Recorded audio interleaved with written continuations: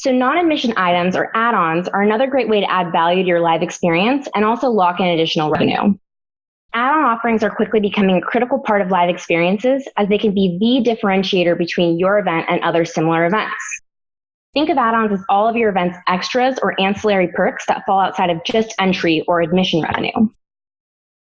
Eventbrite's add-ons tool supports the promotion of these items, making it possible to purchase them alongside entry tickets during the normal checkout flow.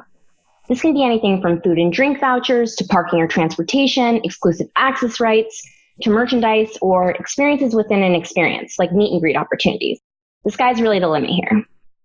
By promoting these supplemental options ahead of your event, you'll get a better idea of the demand on these extras and can provision for that inventory and/or planning involved.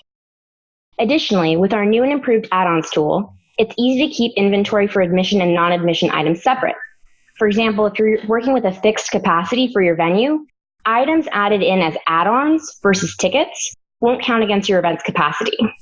Best of all, quantities of add-ons sold and their associated revenue can be optionally included or excluded from several reports in the Eventbrite backend, making reconciliation of your profit fairly simple and straightforward.